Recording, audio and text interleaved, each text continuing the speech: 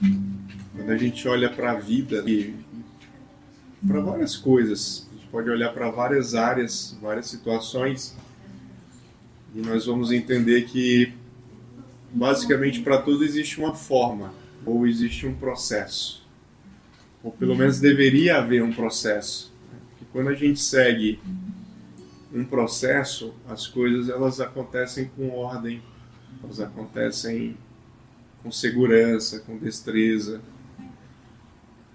Imagina, por exemplo, uma pessoa que vai se preparar para fazer uma obra. Então, imagina ele chegar aqui numa obra, tem uma obra aqui na frente, ele chegar lá de qualquer jeito, sem ele passar por um processo antes, sem ele entender o que ele precisa fazer, sem ele entender quais são os equipamentos que ele precisa colocar, sem ele entender que se ele vai fazer um procedimento elétrico, ele tem que tomar alguns cuidados antes, ele tem que apertar alguns botões ou desligar alguns fios. Da mesma forma o pintor, ele vai começar a pintar, ele precisa também de processos, ele precisa preparar o ambiente, ele precisa proteger o chão, proteger se tem mobília, proteger a mobília. Ele precisa pegar a tinta, misturar às vezes com outro solvente ou algum outro produto. Precisa limpar o pincel ou rolo, se já é de uso. Então agora imagine ele chegando e pintar de qualquer jeito, sem ter um processo de pintura, né? Sem proteger. Então, com certeza viraria um caos. E Deus ele tem falado muito forte conosco, porque essa igreja que está nascendo, ela está passando por um processo. Ela está passando por processos de Deus. Eu não sei se vocês lembram, mas algumas palavras que Deus deu para a gente, uma delas foi sobre fundação. A primeira palavra que a gente ministrou aqui, que Deus trouxe ao nosso coração, foi sobre a fundação, sobre a casa, sobre o alicerce. Depois veio uma outra palavra que foi sobre a olaria. Nós somos o barro, nós somos a matéria-prima que Deus está trabalhando para que Ele possa moldar o nosso caráter, para que Ele possa moldar a nossa vida, para que esse vaso de barro ele se encha, ele se abasteça e que esse abastecimento ele venha frutificar, ele venha suprir a vida de outras pessoas. E aí esses dias essa semana agora eu estava pedindo a Deus direção, estratégias para a gente poder avançar, para a gente poder caminhar. Eu falei assim, Deus, estou entendendo que o Senhor está trabalhando aqui nas nossas vidas, estou entendendo que o Senhor está nos preparando, estamos nesse processo de preparação, mas eu estou entendendo que está na hora da gente começar a avançar, a gente começar a realmente cumprir a outra parte do processo, o outro ciclo que vai se iniciar. E aí orando, pedindo estratégias, pedindo uma palavra, realmente uma direção de Deus para esse momento. E aí talvez alguns perguntem, poxa, mas você não tem uma estratégia, você foi missionário, o missionário tem tanta estratégia, tem tanta ferramenta de evangelismo. E é verdade, eu fui missionário da Cruzada Estudantil, a gente tinha uma preparação para isso, a gente usava ferramentas de evangelismo, eles tinham processos bem estabelecidos. Mas eu falei assim, Deus, eu quero ter um processo para esse momento. Eu quero que o Senhor fale qual que é o processo para as nossas vidas. E por que eu estou falando isso para vocês, irmãos? E por que essas palavras são importantes? Porque a Viva Reino, ela é uma igreja que está surgindo debaixo de uma palavra de Deus. Ela é um movimento, é uma igreja que foi profetizada por Deus, que foi gerada pelo Senhor. Então, algo que foi gerado pelo Senhor, ele tem que caminhar pelo Senhor. Amém. A gente não acordou um dia e falou, vamos abrir uma igreja, a igreja vai funcionar assim, de tal forma, a gente vai fazer do nosso jeito. Não. Pelo contrário, a gente estava quieto no nosso canto e aí Deus nos chamou, Deus nos ativou com um propósito. Então, nada mais justo que, se é Deus quem chamou, se a obra é dele, então que ele conduza. Então, que ele faça a parte dele. Obviamente, a gente vai fazer a nossa, mas que ele faça dele. Então, que ele nos mostre o caminho. E aí, orando em cima dessa... pedindo essa direção para Deus, ele me levou lá para Mateus capítulo 10. Quem quiser acompanhar aí, Mateus 10, a partir do versículo 5. Que vai falar sobre o chamado dos apóstolos, dos discípulos, os 12 do Senhor.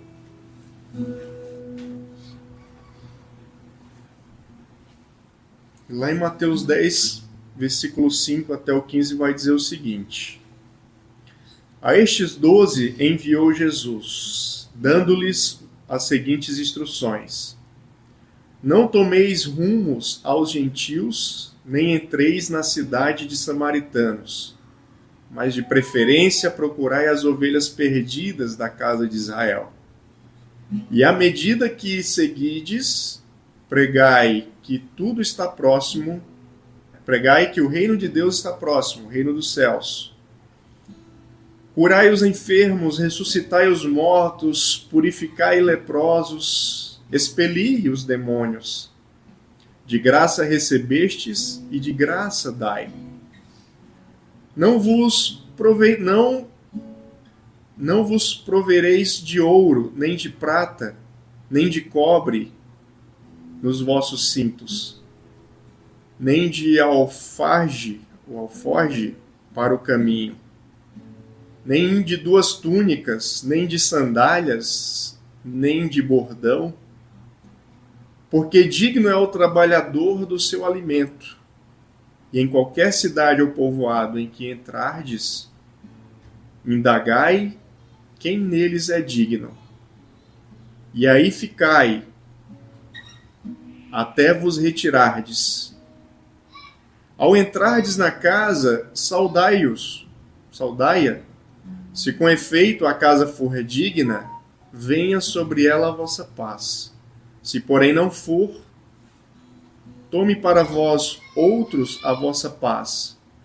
Se alguém não vos receber, nem ouvir as vossas palavras, ao sairdes daquela casa ou daquela cidade, sacudi o pó dos vossos pés. Em verdade vos digo que menos rigor haverá para Sodoma e Gomorra no dia do juízo do que por aquela cidade. Amém? Amém. Interessante porque essa palavra ela é muito conhecida de todos nós. Eu já li essa palavra algumas vezes.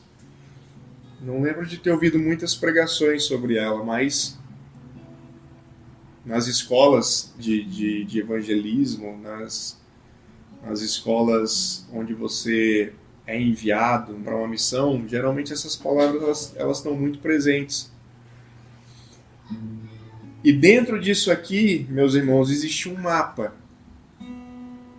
Existe um mapa para Viva Reino, para que a gente possa se mover dentro daquilo que Deus tem para as nossas vidas, dentro daquilo que Deus nos designou para fazer. E o interessante é que a primeira coisa que ele fala aqui nesse texto, do versículo 5 ao 8, é o alvo. Ele fala sobre quem nós devemos evangelizar. E é interessante que Jesus fala o seguinte: olha, não tomei o rumo dos gentios.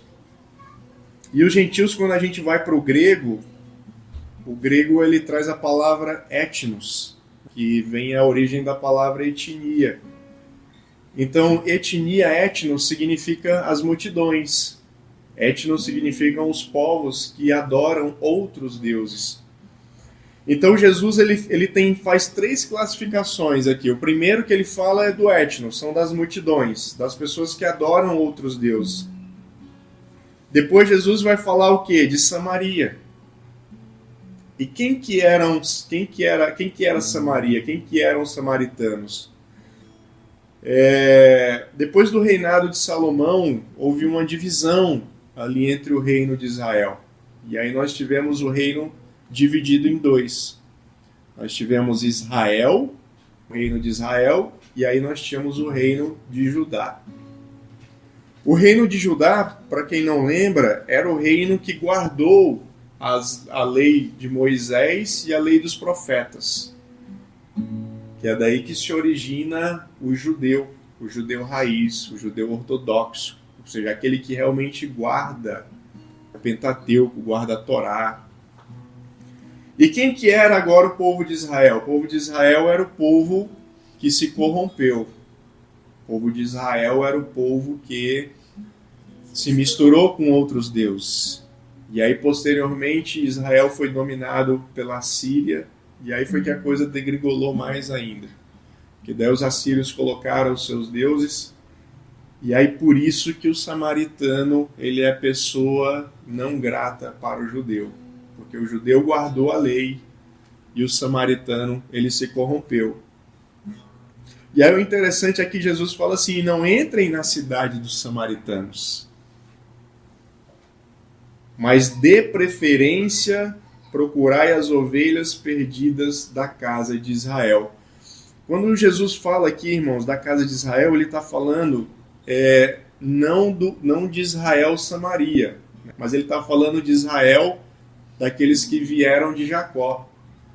Lá em Gênesis, capítulo 32, se eu não me engano, Jacó ele lutou com o anjo. E Deus mudou o nome dele.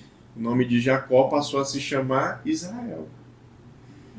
E a partir dali, então, surgiu uma nação que a gente conhece como a nação israelita. Então ali nasceu o povo israelita. Ali surgiu essa grande nação, ali surgiu esse povo de Deus. Então quando Jesus fala assim, procurem as ovelhas perdidas da casa de Israel, ele está falando justamente deles, dos judeus. Eles que estavam perdidos, não dos samaritanos. E é o interessante que Jesus fala o seguinte, olha, dê preferência às ovelhas perdidas de Israel. O que Jesus está falando? O que a palavra está falando para a gente? Nós não vamos, obviamente, excluir as pessoas. Jesus não está excluindo os samaritanos e muito menos os gentios, o etnos, as multidões. Porque depois, se você olhar na Bíblia, a palavra veio também para os gentios. Inclusive, Deus levantou um apóstolo para eles. O apóstolo Paulo, que era considerado o apóstolo dos gentios. Mas essa palavra é muito pontual, por quê? Porque Deus falou assim, vão primeiro as ovelhas perdidas da casa de Israel. E por que essa palavra é pontual para nós? Porque eu lembro que uma das coisas que Deus falou ao nosso coração é que virão pessoas maduras para estar conosco.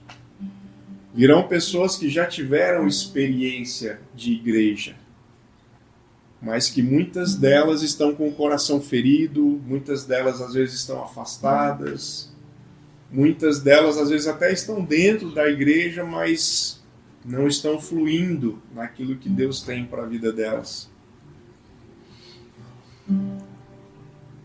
E aí depois da casa de Israel, vem os samaritanos, vem aqueles que estão, os samaritanos seriam aqueles que estão desviados, aqueles que conheceram a palavra de Deus, tiveram um relacionamento com Deus, mas estão afastados.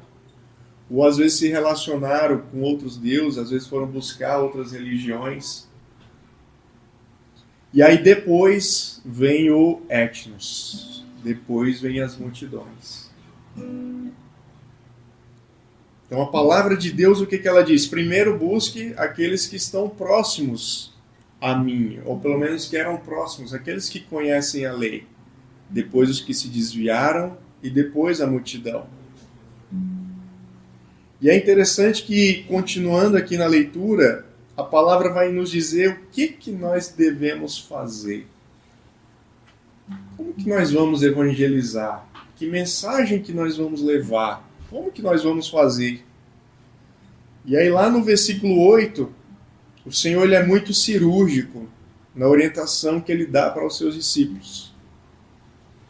Ele começa dizendo, curai os enfermos, ressuscitai os mortos, purificai os leprosos, expeli os demônios. De graça recebestes e de graça dai. Então observe que Jesus ele dá aqui pelo menos 4 orientações bem claras. A primeira orientação que ele está dando é o seguinte: olha, vocês precisam curar os enfermos. E quando a gente fala em curar enfermos, irmãos, a primeira coisa que vem à nossa mente é o que de fato a palavra diz.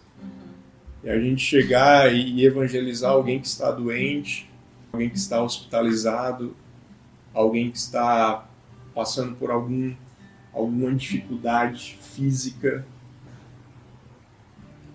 E aí, mergulhando na palavra, a palavra enfermo, ela vem do grego asteno. E asteno significa o quê? Pessoas que estão fracas, pessoas que estão sem força, pessoas que estão sem energia. E a primeira pergunta que Deus faz ao nosso coração é: você conhece pessoas que estão assim? Pessoas que estão fracas na fé? Pessoas que estão sem força? Pessoas que estão como o povo de Israel, o povo judeu ali, muitas vezes parece que está, mas não está. Está cansado, está fragilizado, né? Está pesado, está carregando um fardo maior do que o que ele pode suportar. Então, quando nós ampliamos a palavra enfermos, existem várias pessoas enfermas dentro da igreja. Existem pessoas que estão precisando de socorro, só que elas estão em silêncio, porque muitas dessas pessoas não têm voz, elas não têm a quem recorrer, elas não têm a quem pedir ajuda.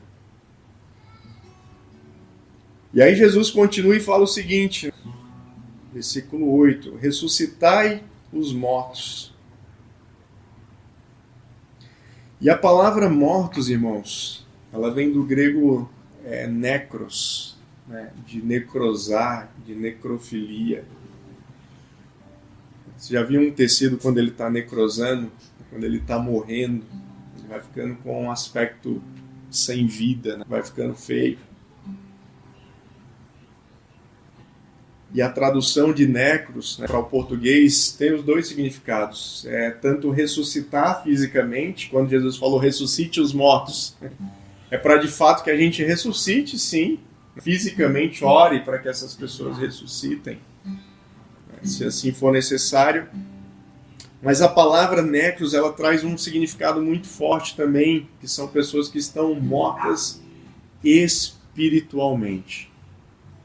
Então, quando a palavra de Deus fala, olha, ressuscitem os mortos, ele está falando, ressuscitem aquelas pessoas que estão mortas espiritualmente.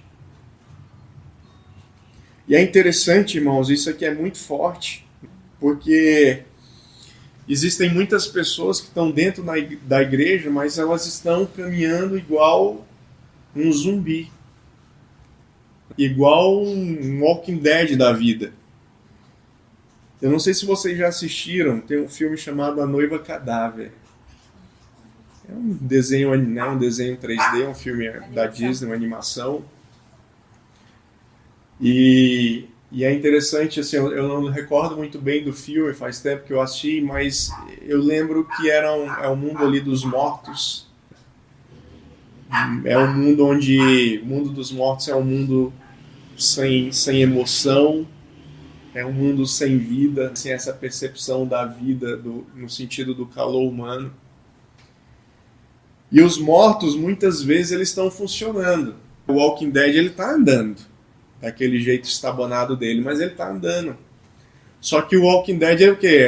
O zumbi, ele perdeu a emoção. Ele perdeu a capacidade de sentir. Ele perdeu a capacidade de amar as pessoas. Ele perdeu a capacidade de enxergar a Deus. Mas ele está andando. E o Senhor falou muito forte ao meu coração que tem muitas igrejas que estão cheias de zumbis. Pessoas que estão andando de um lado para o outro, mas elas nem sabem para onde vão, elas nem sabem o que tem que fazer. Elas estão simplesmente andando. A única coisa que o zumbi faz é se alimentar, né? Ele perdeu tanto a noção de vida que ele se alimenta de outros seres humanos, uma espécie de canibalismo.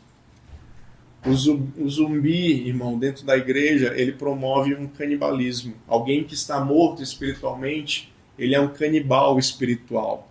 Além dele estar morto, ele vai consumindo a vida de outras pessoas. Isso é muito forte. Isso é muito forte. E é mais forte ainda porque quando Deus ministrou essa palavra, eu falei assim, poxa vida, Deus, quantas vezes eu fui um zumbi dentro da igreja? Quantas vezes eu funcionei dentro da igreja, mas não tinha vida, não tinha espírito, não tinha o fluir do Senhor. E eu estava ali, zumbi, de um lado para o outro, fazendo coisas, executando coisas, sugando a energia de outras pessoas, sugando daqui, sugando dali. E a palavra de Deus, irmãos, é para que a gente ressuscite esses mortos espiritualmente. Obviamente que a gente não tem poder para fazer isso. Quem tem poder para fazer isso é Deus. Mas nós somos o canal de Deus para promover essa vida, para trazer essas pessoas de volta para a vida. E aí ele continua falando que nós devemos purificar os leprosos. Eu não sei se você sabe, mas a lepra na Bíblia, quando a gente lê lepra no Antigo Testamento e no Novo, na verdade lepra, irmãos, não quer dizer apenas a doença lepra. Qualquer doença que eles tinham na pele, antigamente, eles tratavam como lepra. Então a pessoa tinha vitiligo, né? Era um leproso, entende? Tinha algum outro problema de pele, era um leproso. Então eles tratavam tudo isso como lepra. E eu falei assim, Senhor, mas o que significa leproso para a gente hoje? Porque a gente quase não vê leproso realmente físico, né? É tão raro. Essa semana eu vi uma notícia de uma pessoa leprosa, acho que até ela faleceu num avião, enfim, mas é tão raro da gente ouvir isso. E o Espírito Santo falou muito forte ao meu coração, irmãos, que a lepra, a doença de pele, ela atinge um dos órgãos que é mais sensível ao ser humano. Então, se você passar a mão no seu braço, você está sentindo a sua mão por quê? Por causa da sua pele. Eu não sei se você sabe, mas a pele ela é o maior órgão do corpo humano. A nossa pele ela é um órgão. Ela não é só simplesmente um tecido. E eu falei assim, Deus, e o que significa os leprosos, Pai? E ele falou, são aquelas pessoas, meu filho, que perderam a sensibilidade. São os leprosos que estão dentro da igreja, que não sentem mais, não têm mais sensibilidade, não sente mais a presença de Deus, não sente mais a dor do outro, não sente mais as necessidades, não sente nem a si mesmo. Nem quando ele se toca, ele está se sentindo mais. Ele está a um caminho de morrer espiritualmente. Então ele perdeu a sensibilidade. E eu fiquei pensando nisso e, meu Deus, quantas vezes a gente perdeu, quantas vezes eu perdi a sensibilidade de estar dentro da igreja, às vezes só buscando me alimentar, buscando receber, buscando ter, mas eu perdi a sensibilidade. E às vezes tinha algum irmão querendo me tocar, só que a minha lepra não deixava eu sentir. Porque eu estava com a minha boca aberta, só querendo receber, só querendo ouvir. E Deus está falando, olha, vocês precisam curar os leprosos, vocês precisam trazer sensibilidade para quem está sem sensibilidade. E isso começa a fazer todo sentido, irmãos, porque essas pessoas estão dentro das igrejas, elas não estão fora das igrejas, elas estão dentro das igrejas. E aí, por último, ele fala que nós devemos expulsar os demônios. E os demônios, hoje também é muito difícil a gente ver um demônio manifesto. Eu lembro que quando eu me converti, eu tive acho que umas 2 ou 3 oportunidades de ver realmente uma pessoa possessa por um espírito demoníaco e ver o Espírito de Deus agindo.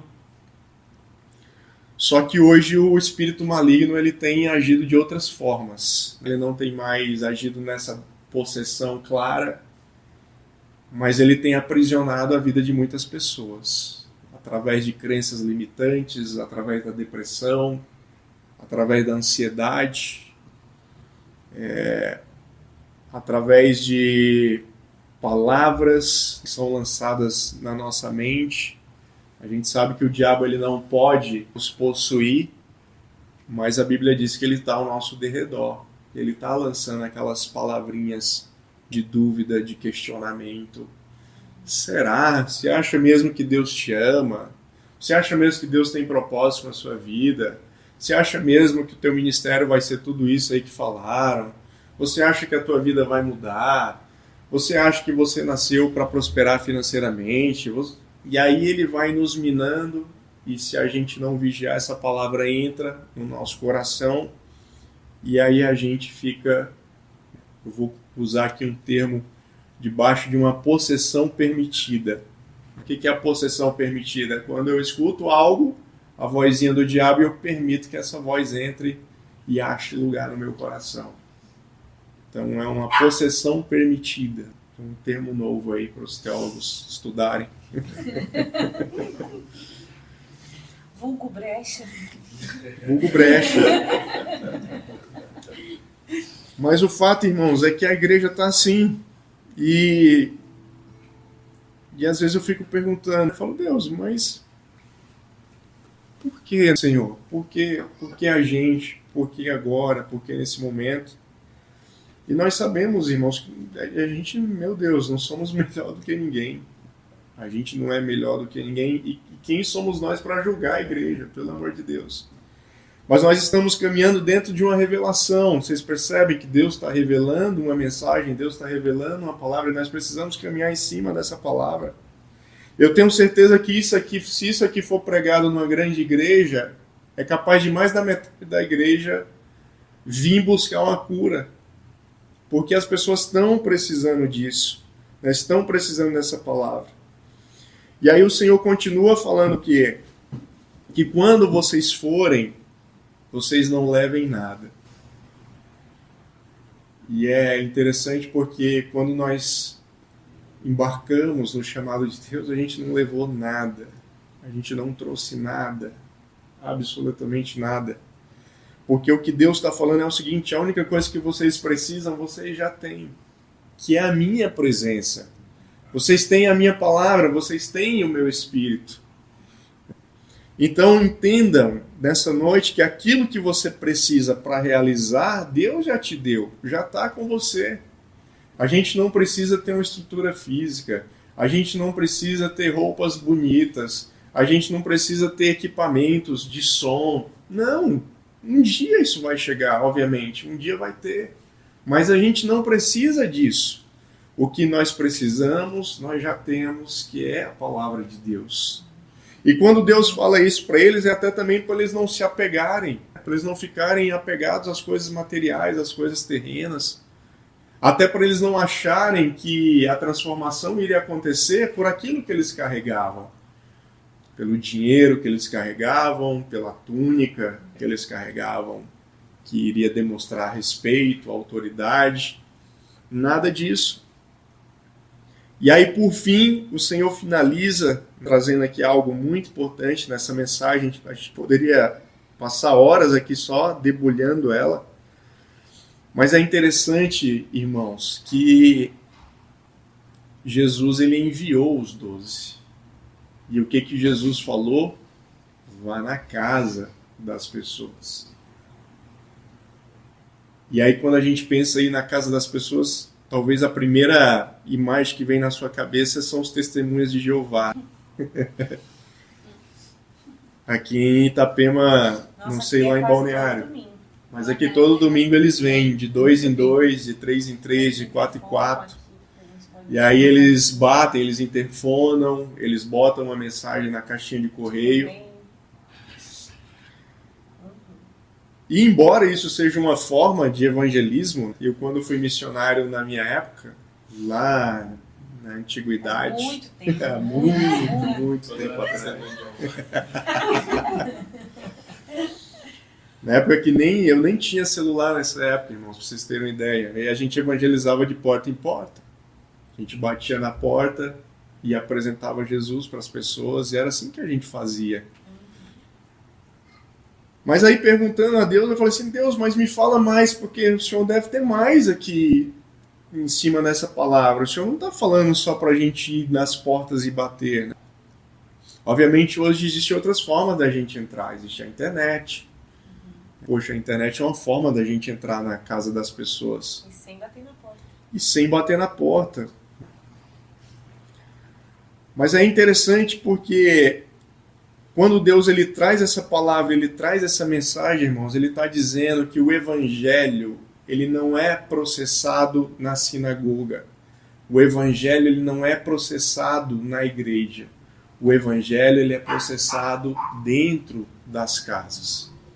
E o que o Senhor está dizendo para a gente é o seguinte, olha, a palavra ela tem que chegar dentro dos lares. Ela tem que chegar dentro das casas. E as casas são quem, pessoal? A casa são as pessoas. Então a palavra tem que chegar dentro das pessoas. E não o contrário. O evangelho não se processa fora. Não é eu vou na igreja para pegar algo. Não. Você recebe delivery do Senhor. Vem na sua casa. O Espírito Santo vai lá te entregar. A única coisa que você precisa fazer é receber. E aí o que ele fala? Ele é muito claro. Não percam tempo com quem não quer receber. Não percam tempo com quem não quer receber. Isso é muito claro, isso é muito forte. Não percam tempo. Eu queria tanto que fulano se convertesse. Cara, se ele não quer, não perca tempo com ele. Eu acho que até que foi por isso que Jesus falou o seguinte, olha, não vão para a multidão primeiro, porque para a multidão é mais difícil converter. Porque eles adoram outros deuses. Então vai primeiro para quem já conhece. Porque quem já conhece é mais fácil, ele vai dar a abertura mais fácil. Ele vai entender o que você está falando. O que você vai falar para ele não é estranho. Então imagino que assim digo eu, não sei, eu imagino que é por isso que Deus falou, primeiro vão para os conhecidos, porque ele já conhece a palavra. E é interessante, irmãos, porque quando você vai evangelizar um desviado, é interessante, porque o desviado ele para te ouvir. Quando eu evangelizava na rua, todo desviado parava para ouvir. Às vezes o que não conhecia, não. Às vezes o que não conhecia, ele dizia não. Não quero, obrigado, testemunho de Jeová, não sei o quê. Não, eles não sabem quem que é. Não quero. Mas quem era desviado ouvia. E quem era desviado, ele era muito mais fácil. Quando a gente começava a falar, geralmente o cara já começava a chorar. Porque ele já experimentou. Ele sabe quem é Deus, ele sabe quem é o Espírito. Então você não fala uma novidade para ele. Você apenas está resgatando. Então a palavra de Deus é essa. Vá na casa. Se a pessoa te receber, amém. Ministre. Semeie na vida dela. Se ela não receber, está tudo certo. Bata os seus pés e vai embora. Você não precisa amaldiçoar, não precisa falar nada. Só bate o pé e vai embora. Agradece, vai embora. Então, irmãos, a mensagem de Deus para as nossas vidas na noite de hoje é essa. A gente precisa ter muita convicção do nosso chamado, a gente precisa ter muita convicção daquilo que Deus nos chamou para fazer, daquilo que Deus chamou para resgatar. E essa palavra ela não é só para a gente. Existem outras pessoas que também estão caminhando em cima dessas palavras. Existem pessoas que também estão resgatando a outros. Existem pessoas também que estão evangelizando a própria igreja. Talvez você já tenha ouvido esse termo da boca de outros pastores, de outros profetas. A igreja precisa ser reevangelizada. A igreja precisa reencontrar o seu caminho.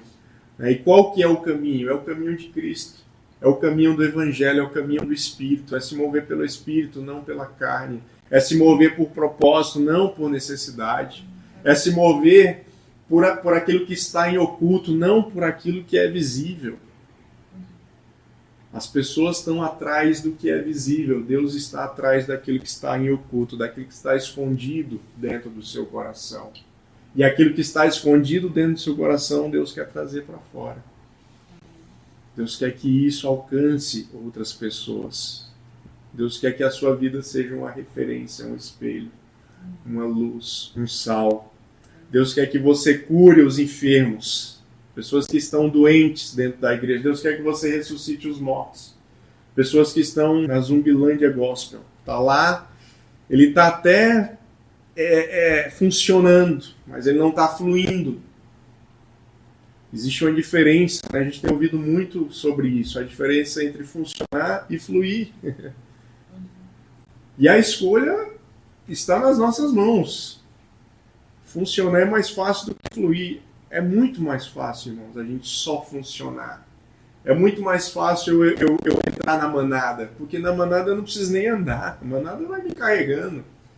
Eu fico lá igual um boneco de posto no meio da manada. Se a manada vai para a esquerda, eu vou. Se a manada vai para a direita, eu vou.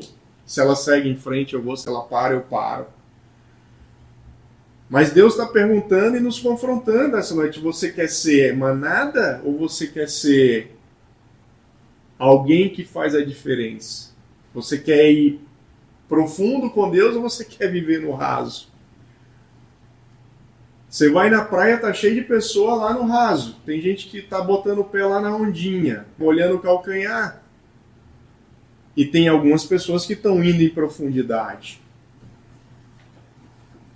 Ir para o profundo, irmãos, é nosso papel. Deus não vai nos levar para o profundo se a gente não for. Se eu quero ir mais profundo, se eu quero águas profundas, então eu tenho que ir. E Deus vai me amparar. Agora, se eu quiser ficar no raso, eu também vou ficar e está tudo certo. Eu vou ser salvo no raso? Vou. Mas a pergunta é, você quer ficar no raso? Então Deus está nos confrontando essa noite, né? E falando ao nosso coração. Em cima dessa palavra, eu queria orar em cima dela.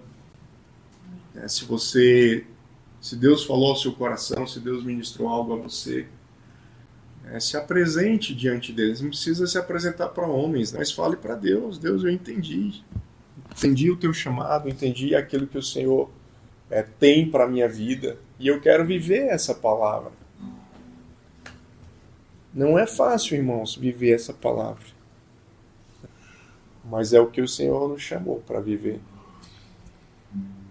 Eu quero viver essa palavra. Por mais difícil que ela seja, por mais que seja andar na contramão, por mais que seja louco, por mais que às vezes seja impossível, e que é impossível aos meus olhos. Mas eu sei que para o meu Deus não é impossível. Então, se a gente puder curar uma vida, se a gente puder ressuscitar uma pessoa, se a gente puder limpar um leproso, se a gente puder libertar alguém que está cativo, já é motivo para o céu se alegrar. Amém. Então, que a gente possa orar em cima dessa palavra. Senhor, meu Deus e meu Pai, eu quero, em nome de Jesus, te agradecer, Pai, por tudo aquilo que o Senhor tem feito nas nossas vidas e através das nossas vidas, Deus. Nós entendemos, Pai, que nós somos como um farol, mas o Senhor é a luz que está dentro do farol, Pai. Nós somos o farol que conduz, mas o Senhor é a luz que ilumina. O Senhor é a luz que dá direção, o Senhor é a luz que mostra, o Senhor é a luz que aponta. O Senhor é a luz que dá o caminho, Jesus, para que nós possamos passar por ele. Então, que em nome de Jesus, Pai, o Senhor possa nos abençoar na noite de hoje, Pai, fazendo com que essa palavra se torne uma realidade nas nossas vidas, Pai. Por mais difícil que seja, por mais que as pessoas não estejam praticando ela, mas que em nome de Jesus, Pai, nós possamos fluir na Tua palavra. Assim como o Senhor enviou os 12, o Senhor também está nos enviando, Pai, na noite de hoje. Ou o Senhor está nos rechamando, ou reconfirmando o nosso chamado, Pai, se assim podemos dizer. Queremos te pedir, Pai, que a chama do Teu Evangelho esteja acesa no nosso coração, Pai. que a chama pela implantação do Teu reino, de viver o Teu reino, Pai, de viver na plenitude do Teu reino, Pai, ela seja uma constante na nossa vida. E que mesmo nos dias de baixa, Pai, o Teu Espírito venha nos fortalecer. Que mesmo no dia em que cairmos, Deus, o Teu Espírito venha nos levantar, Pai. E que mesmo aqueles dias onde a gente não acredite mais, que o Senhor continue acreditando, Pai. E que o Senhor não desista de nós, Pai. Porque nós não queremos desistir de Ti, Senhor. Nós não queremos desistir, Pai, do Teu chamado. Nós não queremos desistir, Pai, do ofício que o Senhor entregou aqui na vida de cada um. Pelo contrário, Pai, nós queremos que o fogo que o Senhor acendeu nas nossas vidas também possam incendiar a outros corações. E que eles também possam ouvir ao Teu chamado, Pai. Entender o Teu propósito. Nós oramos, Pai, pelas ovelhas perdidas da casa de Israel dos dias de hoje. Pessoas que estão perdidas dentro da igreja, Deus. Pessoas que estão sem direção, sem destino, sem propósito, sem paz. Achando que o evangelho é pesado, achando que o Senhor não ama, achando que o Senhor é um carrasco. Quando na verdade não é nada disso, Pai. Quando na verdade o Senhor é o Deus misericordioso, amoroso, o Senhor é o Deus de paz, de longanimidade. O Senhor é um Deus que tem prazer em abençoar os Teus filhos, em prosperar a Tua casa. Afinal de contas, Pai, nós fazemos parte de uma casa paterna. Nós não somos empresários, funcionários de uma fábrica, Pai. Nós não somos operários, Pai, que trabalham por um salário, não. Nós somos filhos, co-herdeiros com Cristo, amados pelo Pai, filhos do Deus Altíssimo. E nós tomamos posse, Deus, dessa palavra na noite de hoje, Pai. E declaramos, Pai, que como filhos, nós queremos viver como filhos, Senhor Jesus. Seguindo a orientação de um Pai que dá destino a um filho e que orienta esse filho. E que ama esse filho, mesmo quando esse filho faz coisas erradas. Mesmo quando esse filho erra, assim como o filho pródigo. Mas ainda assim, o Senhor tem amor suficiente no coração, Pai, para restaurar a casa de filhos. Então, que se assim o Senhor faça nas nossas vidas, Pai. Restaura a nossa filiação contigo, Pai. Restaura a nossa identidade em Cristo Jesus, Pai. E que nós possamos transmitir esse reino, Pai, essa filiação, essa paternidade, essa mensagem, Pai, que ela seja pregada aos quatro cantos do mundo, dentro das igrejas, para as pessoas que estão precisando ouvir, Deus. Nós clamamos por essas almas, Pai, almas que estão gritando em silêncio, mas que o Senhor tem ouvido o grito delas, Pai. Então nós nos colocamos essa noite como resposta de Deus, Pai, para fazer aquilo que está no Teu coração e não no nosso. Assim nós oramos, Pai, e Te agradecemos essa noite, Pai, por essa palavra, em nome de Jesus, Pai. Amém.